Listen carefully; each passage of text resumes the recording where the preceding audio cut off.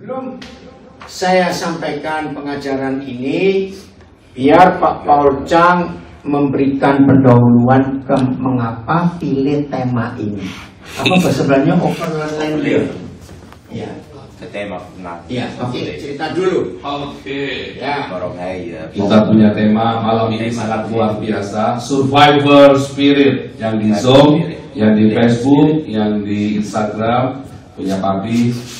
Ini akan menjadi khotbah terkeras yang Papi pernah khotbahkan selama di Belanda ini. Oh, belum pernah. Selama jadi bantuan saya belum pernah dapat tema ini. Sebab kita ini semua kita ini adalah imigran, ya, kita ini semua imigran. Dan saya berkali-kali dengar akhirnya nyerah di tengah jalan atau akhirnya kacau hidupnya. Tema malam ini tema yang sangat berat, tapi kalau menyimak dengan sungguh-sungguh akan menjadi kekuatan dan akan menjadi terobosan dalam hidupmu. Amin. Ya, sesuatu tema. Ya. Luar biasa. Yusak, masuk Yusak. Yusak harus dengar, Yusak. Yusak. Mana dia? Ayo tinggal dulu. Ayo. Tinggal masuk. Ya. Jadi ibadah kita saat ini memang mendadak. Kemarin sore kami berlima ada di ruangan sebelah. Ya. Lalu cerita-cerita. Lalu Pak Paul Chang tanya, Papi besok ada acara apa? Enggak ada. Ayo kita kumpul. Ayo, saya bilang. Temanya apa? Nah, saya bilang, ya terserah Paul saja mau buat tema apa. Enggak tahu kepikir apa di hidup Pak Paul. Lalu muncul tema ini. Semangat hidup di tengah kesulitan, survivor spirit. Saudara, kalau kita mau belajar bagaimana bisa menang di dalam segala kesulitan hidup, maaf ya, jangan tersinggung. Jangan tersinggung. Kita harus belajar dari binatang. Nggak ada yang amin. Amin. Betul tidak?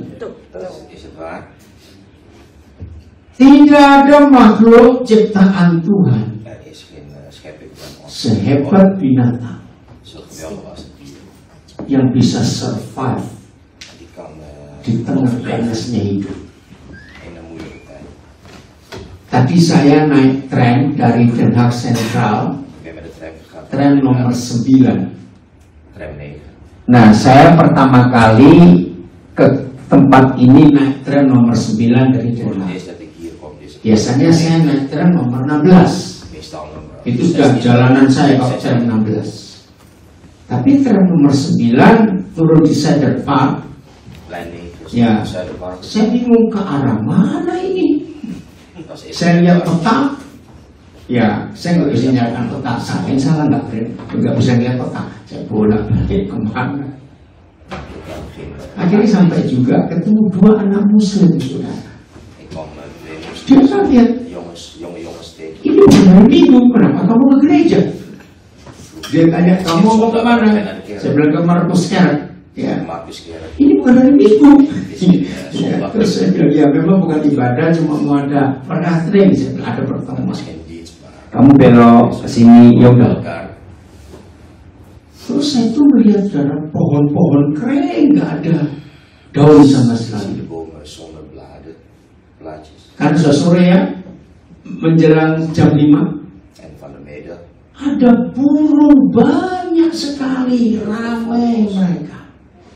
Terus saya tuh melihat ke atas, di mana sarang mereka? Pohonnya gundul segitu, nggak ada daun. Nah, saya tanya saudara, kira-kira mereka nyanyi atau ngomel? Loh, saya tanya kok, burung-burung itu nyanyi atau ngomel? Coba jawab. Itulah saudara. Akhirnya saya berhenti sebentar ngeliatin mereka. Mereka survive di tengah ganasnya musim menjelang winter ini. Betul tidak? Jadi kalau kita mau jadi survivor, menjadi selamat di tengah ganasnya kehidupan, belajar dari mereka. Oh, amin. Malu, jangan malu. Oke, bukan cuma fokus, dier. Iya. Jadi cara hidup, maaf, tanpa Tuhan sekalipun. Setuju saya ngomongin? Belajar dari binatang. Jangan sombong. Mereka hebat. Di Tiongkok, kalau kita melihat sinse pengobatan Tiongkok itu kan luar biasa. Dan tidak ada satupun bahan kimia yang dipakai. Tidak pakai kimia ya. Semuanya dari alam, dari herba. Yang belum tahu supaya tahu sekarang. Ternyata dokter-dokter Chinese itu yang namanya Shinsei dalam bahasa Hokkien, 100% mereka belajar dari binatang. Jadi mereka ngikuti kalau ada burung luka, ada monyet luka, ada binatang apa yang luka, yang sakit. Mereka ini ngikuti. Binatang itu ngambil daun apa, bagaimana cara. Hebat tuh. Maka itu sampai hari ini pengobatan Tiongkok diakui oleh dunia. Ternyata mereka belajar dari binatang. Luar biasa bukan?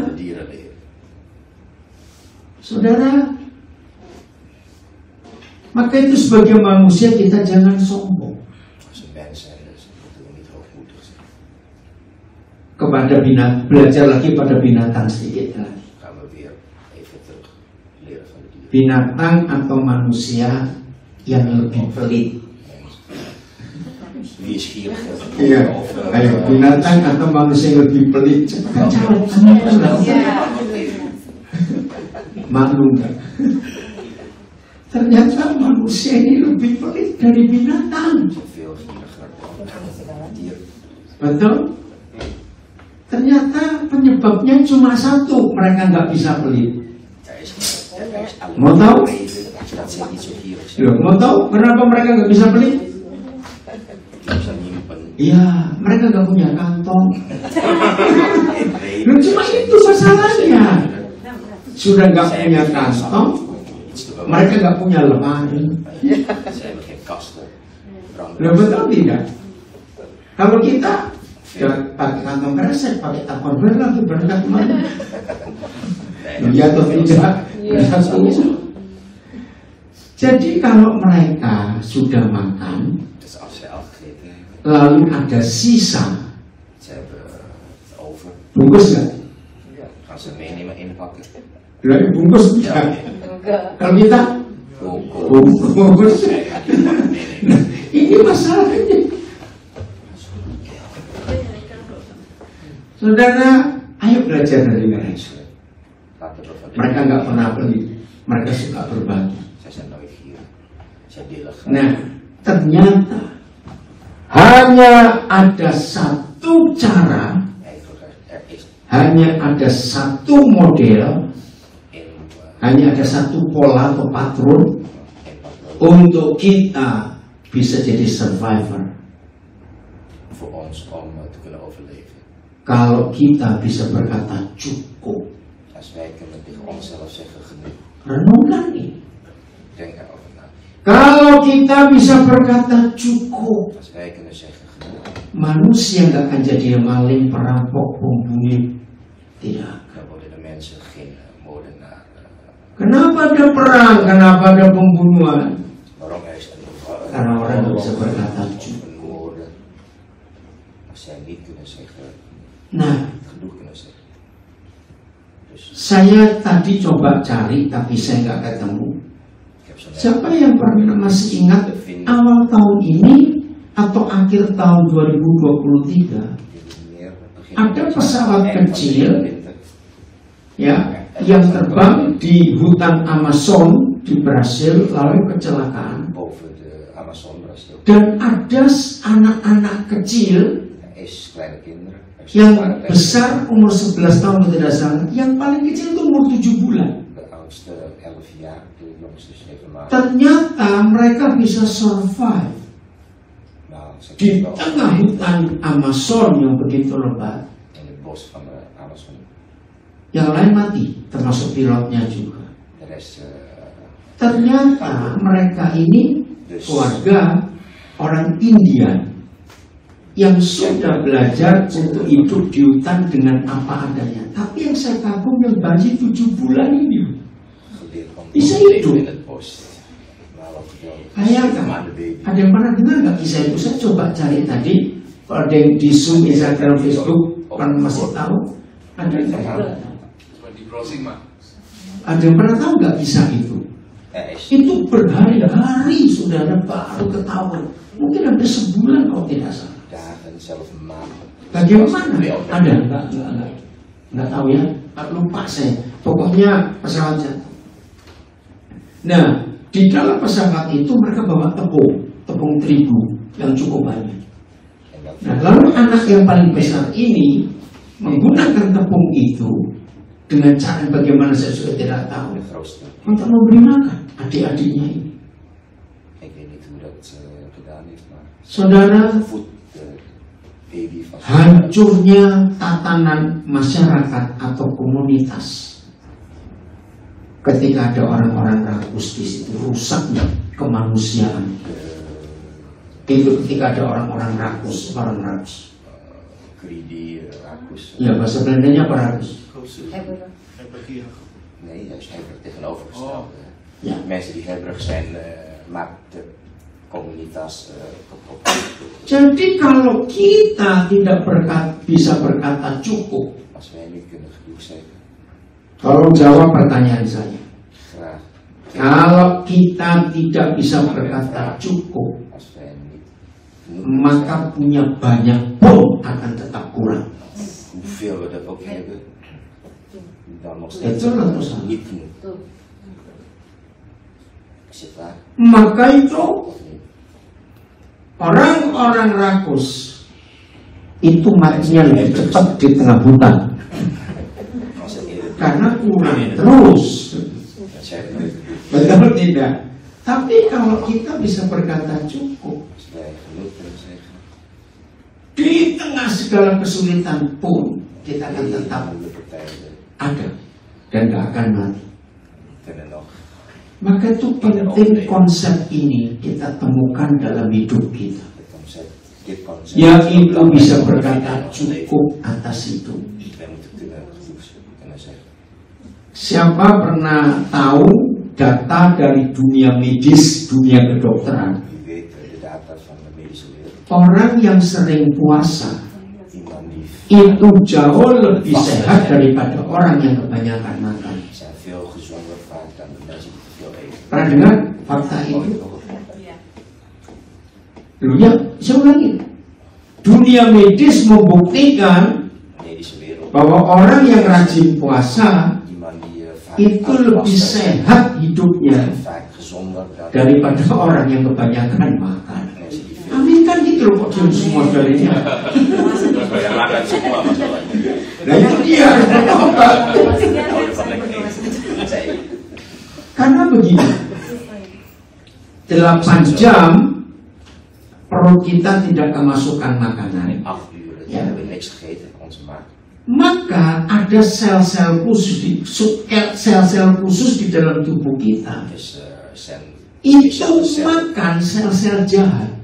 die gaan Oh, saya baru tahu juga. fout 8 jam. gemene cellen op Ja. doden. Zeg. Jadi kalau 8 jam kita tidak makan, perut kita kosong, Onze maag is leeg. ternyata itu lebih sehat. Karena sel-sel yang hidup ini makan sel-sel yang mati, termasuk sel kanker. Baru tahu juga. Maka itu dunia medis mengakui hampir 80% manusia itu sakit. Saya kalau ngomong pakai bahasa Jawa lebih mantap. Kalau cuma kami geragas. Ya, hampir 80% penyakit itu karena mulut ini rakus. Hebat ya.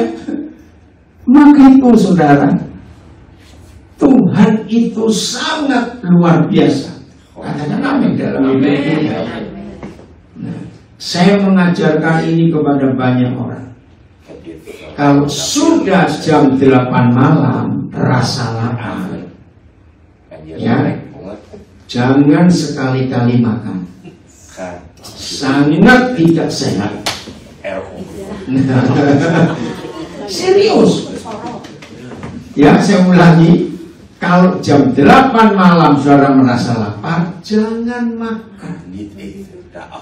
Lebih baik tidur dengan perut bunyi, karena itu akan sehat. Sebab setelah itu kita tidur. Nah, waktu jamnya tidur, kalau perut ini ada isinya, maka tubuh nggak istirahat, dia kerja. Apalagi yang makan daging. Daging itu sampai habis dicerna, itu perlu paling dikit 8 jam. Jadi kalau saudara makan daging jam 8, dia baru habis jam 4 pagi.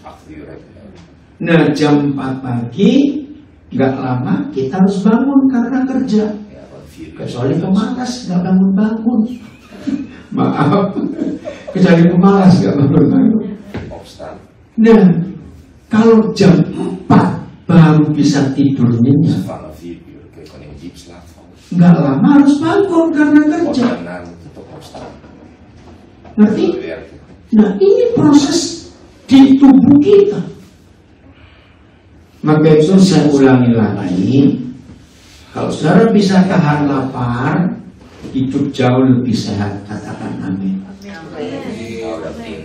Itu fakta. Dan luar biasa Tuhan kita menciptakan tubuh kita. Maka itu secara natur, secara alamiah, saudara dan saya akan survive, menjadi survivor dalam keadaan sesulit apapun, kalau kita terbiasa melaparkan perut. Amin. Jangan telat amin itu. Lagi mencerna. Iya. Maka itu rahasia kata cukup itu luar biasa, saudara. Tadi sebelum mulai, saya ngomong dengan seseorang di antara saudara. Orang yang punya duit banyak atau orang yang pas-pasan, gampang diatur oleh Tuhan. Ayo jawab. Itu fakta. Orang yang duitnya banyak, Tuhan susah ngatur, sebab maunya banyak, karena uangnya banyak. Betul ya? Tapi yang uangnya pas, ngerti ya? Ngikuti kan? Ngikuti ya? Iya. Itu loh fakta ini. Jadi Tuhan lebih bisa ngatur kalau kita sering gak punya uang. Nah, kok susah? Siapa bilang susah? Nah, ini saya mau buktikan ini, Yurika, saya mau buktikan. Siapa yang percaya kalau orang nggak punya uang itu pasti ada masalah. Kalau nggak punya uang itu susah. Betul atau salah? Gak salah ragu. Salah hanya yang Belanda juga. Salah. Kalau saudara berkata orang nggak punya uang itu susah. Als jij zegt dat mensen die geen geld hebben moeilijk is. Oh ya, moeilijk is. berarti orang kaya nggak pernah punya masalah. Dat betekent dat rijke mensen nooit problemen hebben. Loh, salah atau betul? Orang kaya, orang banyak uang nggak punya masalah. Mensen die veel rijke mensen hebben ze nooit problemen. Ayo. Banyak salah. Loh, mikir cepetan aja. Kalau saudara berkata orang nggak punya uang itu pasti susah, berarti orang kaya nggak pernah susah. Als wij zeggen dat arme mensen Jadi kok begini juga, jadi gimana dong? of altijd moeilijk is, dat betekent dat rijken nooit problemen hebben. Makkelijk. Loh, betul nggak? Ja, is het waar? Ternyata orang kaya lebih banyak masalahnya daripada orang yang pas-pasan. De rijke mensen. Loh, betul tidak saya tanya kok? Ya sudah, itu berarti kamu salah. Jadi hidup tidak punya uang itu bukan masalah. Dus als wij weinig geld hebben, Itu waktunya jarang belanja. shop, Betul ya? Terus hidup pakai apa yang ada. leven, gebruiken wat we hebben. Nah, ini survivor. Het is altijd. Ala kadar. Loh, betul tidak, saudara? Is het waar? Maka itu kembali masalahnya pada kata cukup. Terug naar de Kalau kita bisa berkata cukup, genoeg kunnen zeggen. hidup itu tidurnya nyenyak sekali. Oké, gewoon Makan apapun tetap enak. wat je ook hebt is lekker. Betul? Is het waar? Saya tanya kalimat ini. Ik ga dit Kalau vraag begitu. stellen. Deze vraag stellen. Siapa yang takut miskin? Orang kaya atau orang miskin? Die Ayo jawab pertanyaan lain. Ayo. Siapa yang takut miskin? Orang kaya atau orang miskin? Orang yang kaya. de rijke, zeggen ze. Iya dong, kalau orang miskin takut miskin ya terlalu. Arm zijn. Makanya jadi survivor itu kebanyakan orang yang nggak punya apa-apa. Overleven. Kenapa? Dia Vaak mensen die niet zoveel iya, hebben. apa ada? Wat zij hebben. Ini loh fakta hidup. Dit is het feit in ons leven. Siapa percaya Yesus itu punya uang? Wie gelooft er dat Jezus veel geld heeft? Ayo, siapa yang percaya Yesus itu punya uang? Wie? Loh, kenapa lu begitu? Tuhan Yesus kan nggak punya uang, dompet juga nggak punya, percayalah itu. Helemaal geen geld hebben ze. Buktinya, Portemonnee. waktu dia dengan rombongan harus bayar pajak rumah sembahyang, gimana dia dapat uang? Toen Mancing. hij Iya, mancing di danau. belasting moet betalen. Iya, Heeft jadi hij geld en dan moeten ze gewoon toch eerst vissen. dia nyelupin terus tangkap ikan. Ze Masih kan nggak itu? vangen vissen. Berarti siapa yang lebih dekat mirip Yesus yang punya banyak uang atau nggak punya uang? Dia nggak punya uang. Ya sudah. Degene die geen geld hebben, dat is gelijk mee. Jadi yang kebanyakan uang belum mirip Yesus. Als je veel geld hebt, nog geen. Lijkt helemaal niet op je. Snap je? Betul? Maar Gak ada yang nyesal dengan firman seperti ini. geen spijt, het is woorden. Beneran inilah fakta hidup. Het is levens. Jadi saya ulangi lagi, Ik herhaal nogmaals. binatang Dieren, nggak perlu Tuhan, mereka bisa hidup di alam die bebas. hebben geen God nodig. Ze kunnen gewoon overleven. Loh, betul tidak? Tapi Tuhan janji, Tuhan pelihara mereka. Maar God Nah itu masalahnya, makanya mereka nggak pernah takut. de dieren. Ze hebben nooit, ze worden nooit bang. Saya tinggal di bagian utara Katulistiwa, maka itu ada 4 musim. Saya tahu burung-burung yang di daerah 4 musim, kalau winter gini mereka kemana? De vogels die Yang hangat. Ayo, kalau mereka winter gini mereka ke selatan. gaan ze naar de zuiden. Di sana mereka kawin, di sana mereka berkembang biak. Dan itu terbang ribuan kilometer. Hebben ze, moeten ze Pakai tong-tong? duizenden Tanya, burung terbang pakai GPS? ton van Tanya pakai nggak? Saya tanya kok dia bilang nggak. Enggak. Pernah kesasar? Enggak. ze Luar biasa kan? 3 bulanan mereka di daerah panas, bertelur, berkembang biak, dan hebatnya anak-anaknya itu terbang balik sekian ribu kilometer. Mereka bisa mampir cari Albert Heijn untuk beli makanan. Nggak usah tanya kok, mampir ke Indomaret.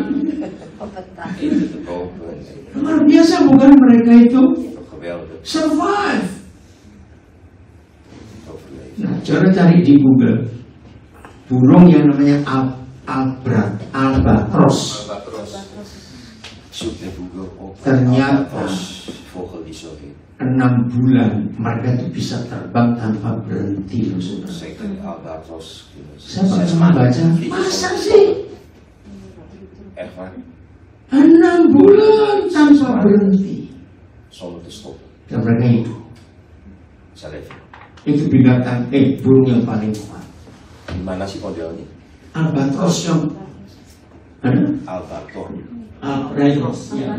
Albatros ya bisa terbang sampai segitu lama. Itu luar biasa. Wow. Ya, sampai begitu. Nah, itulah fakta hidup. Mereka pernah kuliah?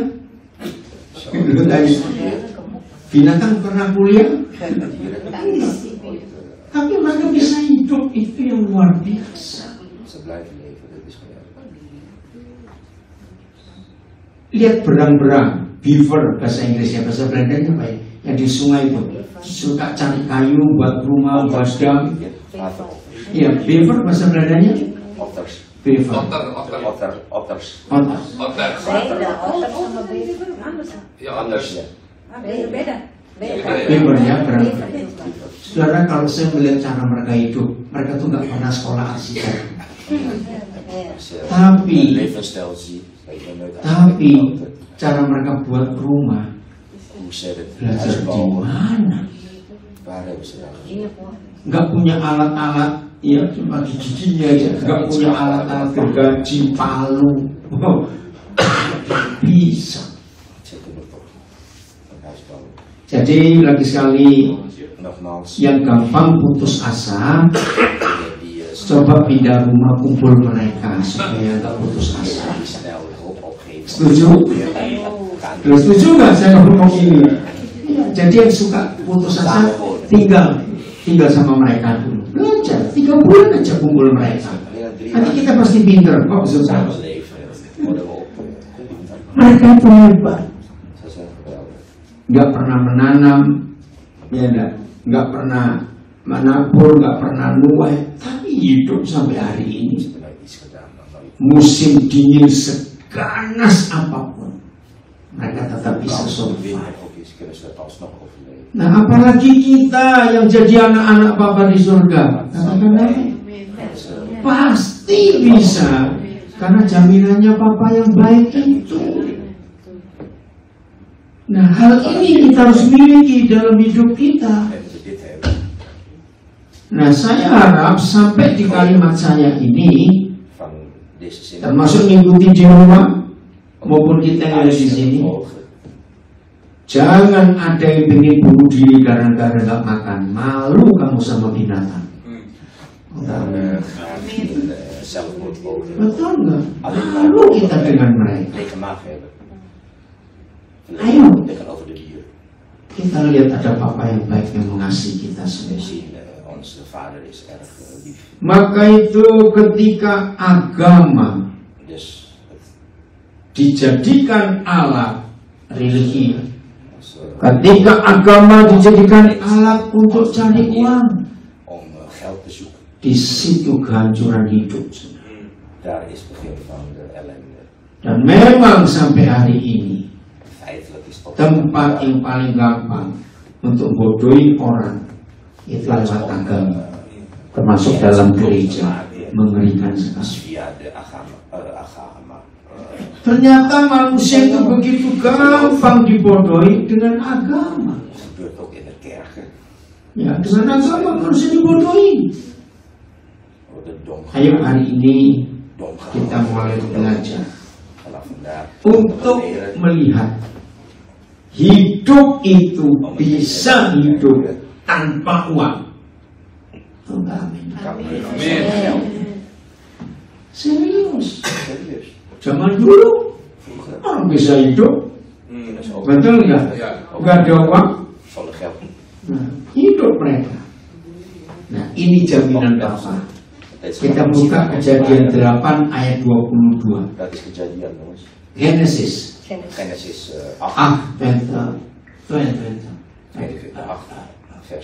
pakai bahasa Belanda juga, ada yang ini jaminannya. Keren sekali Bapak di surga itu. Jadi jaminan Tuhan, ya, versikering kita bukan rekening bank, bukan perusahaan asuransi apa, bukan, ini loh jaminannya. Selama bumi masih ada, ini.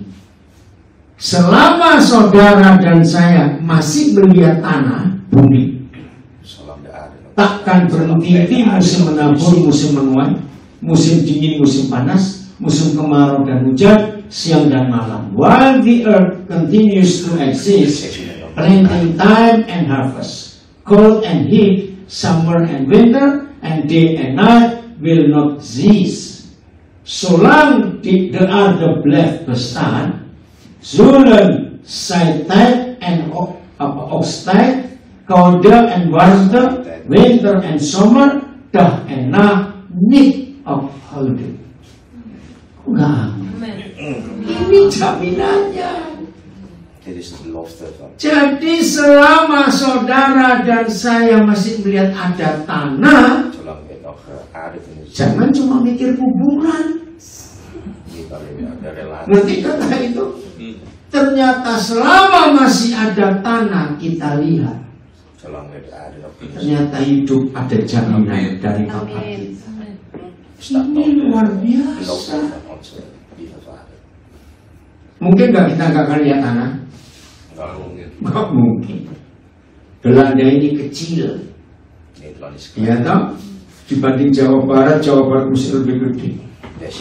Bayangkan di negara sekecil ini, pertanian luar biasa, sayur-sayuran, buah-buahan, nggak ada musimnya, karena orang Belanda pintar buat rumah kaca.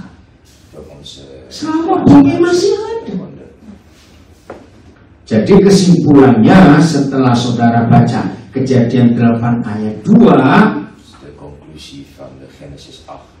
ya, dan saudara masih kesulitan hidup, itu jawabannya cuma satu, karena orang itu pasti malas. Betul? Karena ini jaminan. Selama bumi masih ada, nggak akan ada orang lapar asal mau rajin.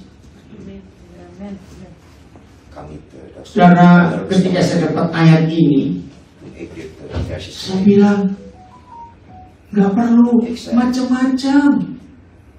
Binatang punya lumbung nggak untuk tanam, untuk simpan kalau musim dingin? Enggak. Dan mereka dipelihara Tuhan. Apalagi kita. Amin. Ini loh jaminannya selama bumi masih ada. Jadi gak perlu kita takut menghadapi hidup ini. Mau takut apa? Saudara, saya mau tunjukkan penyebab rasa takut. Itu cuma karena dua. Satu, saudara gak lihat duit banyak, maka itu takut. Betul atau salah? Kalau saudara rasa aman karena duit banyak, ayo kita baca Matius 6:24. Matius 6:24. Penyebab yang kedua, kenapa kita punya rasa takut? Karena kita belum kenal Papa di surga. Betul ya? Oke, Matius 6:24. tak seorang pun dapat mengabdi kepada dua tuan.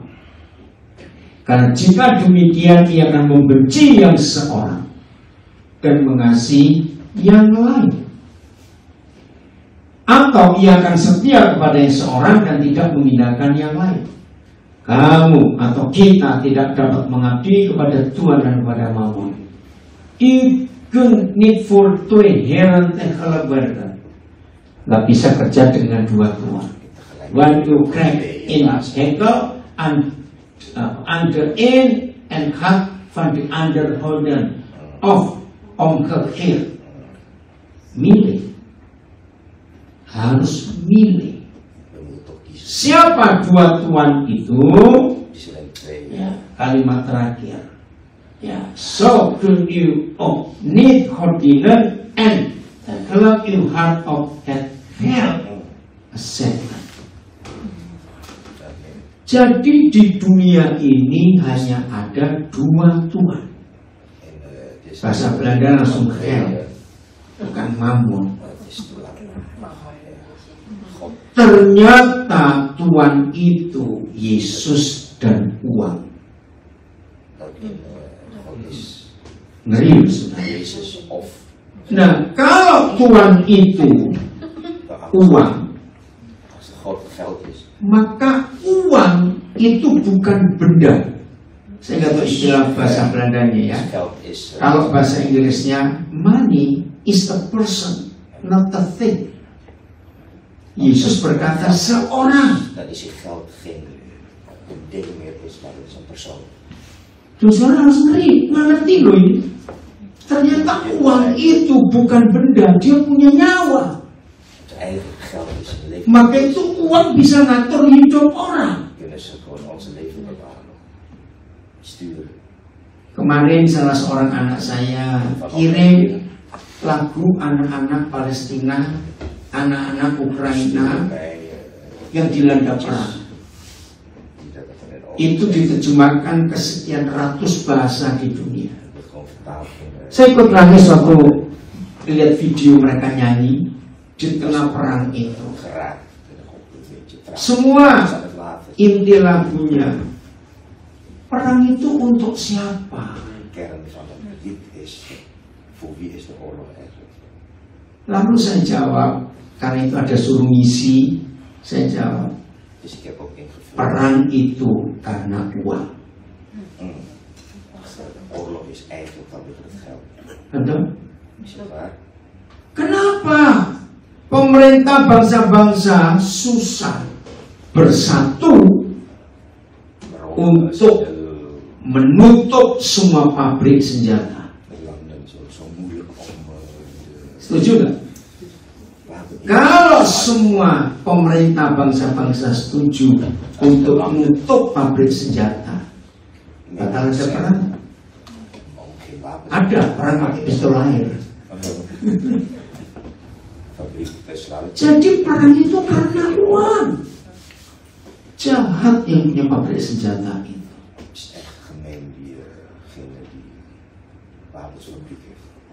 Rusaknya gereja, rusaknya rumah tangga karena uang.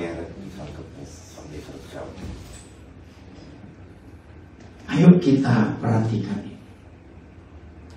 Salah seorang anak saya di Jambi 2 hari yang lalu sambil menangis dia cerita. Jambi, ya, no, Sumatera, ya, Jambi. Dia cerita tentang 3 keluarga anak saya. 1 di Australia, 1 di Malang, 1 di Jambi. 3 keluarga ini cerai, dan yang menceraikan istrinya. Sedih.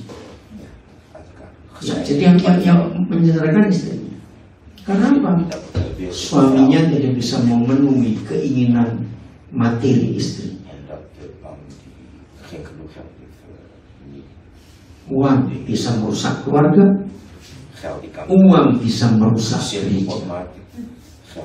Dan uang merusak kehidupan. Uang merusak antar negara. Betul atau tidak kalian? Maka itu kalau tema kita tentang survivor, punya roh, punya semangat untuk bisa bertahan hidup di dalam kesulitan penderitaan. Ternyata cuma dua hal: belajar kepada binatang dan belajar bisa berkata cukup. Maka gak ada masalah dalam hidup. Percaya kalau semua orang bisa berkata cukup, gak ada pencuri?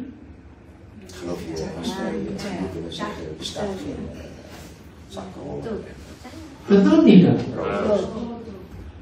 Ini yang mengerikan sekali. Uang itu jahat. Hanya Tuhan Yesus satu-satunya pribadi yang pernah berkata uang itu setan. Coba cek di dompet saudara ada berapa setan, euronya ada berapa, lalu di rekening bank saudara ada berapa ribu setan. Ternyata uang itu setan. Dan itu Tuhan Yesus sendiri. Ayat terakhir. Kapan seorang bisa merasa cukup dan berkata cukup dan memiliki rasa cukup? Ayatnya ini, Yohanes 14 ayat 8.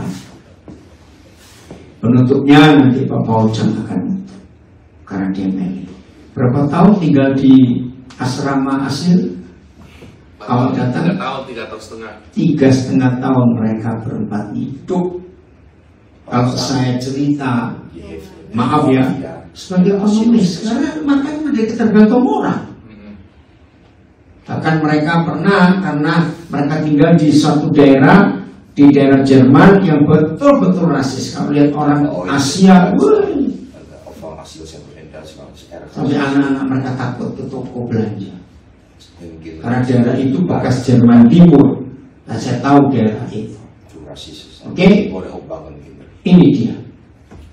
Kata Filipus kepadanya, Tuhan, tunjukkanlah Bapa itu kepada kami, itu sudah cukup bagi kami. Maar Filipus said, here, let us the Father see that is enough. Di dunia ini tidak ada satupun tulisan. Saya ulangi, di dunia ini tidak ada satupun tulisan yang mengatakan bila mana, kapan, di mana, kok bisa, mengapa seorang itu bisa berkata penuh, cukup, enough, content, sufficient, full, complete. Itu hanya kalau Papa itu hadir di hidup kita. Luar biasa bukan? Cari di buku apa saja penulis-penulis hebat di dunia, saudara gak akan ketemu bahwa kata cukup itu hanya karena kehadiran Papa yang baik. Bulan yang lalu ada kisah yang dari salah seorang cucu saya, umurnya 2 tahun lebih, perempuan. Dia sering dengar kalau saya khotbah. Terus papanya tanya, Selin, kalau papa mama punya uang banyak, kamu mau beli apa? Ini papa mamanya nggak nyangka jawaban anak. Siapanya? Selin mau papa mama saja. Nangis ini bapak. Karena papanya mikir kalau dengan uang banyak pasti Ani minta ini. Enggak, pokoknya mau papa mama saja. Saudara, itu mana? Terus 3 hari lalu dapat cerita lagi. Anak ini nggak tahu bagaimana bongkar-bongkar lemari, Toto ketemu uang ini rupiah ya, 100.000 rupiah satu lembar. Terus dia ngambil spidol, mau dicoretin. Nah, saya dengan itu saya tertawa. Maka itu pantas kalau Tuhan Yesus berkata belajarlah kepada anak-anak. Kalau kita ketemu orang segitu diapain? Ini anak-anak ngerti. Dikira cuma kertas biasa, cuma coba-coba Jangan percaya anak-anak nggak butuh uang, nggak butuh apa-apa. Pokoknya ada papa mama selesai. Hebatnya. Maka itu saya ulangi, penyebab takut cuma 2. 1, saudara kurang duit. 2, saudara belum kenal Bapak di surga. Dan itu saja. Orang masuk. Amin ya, luar biasa.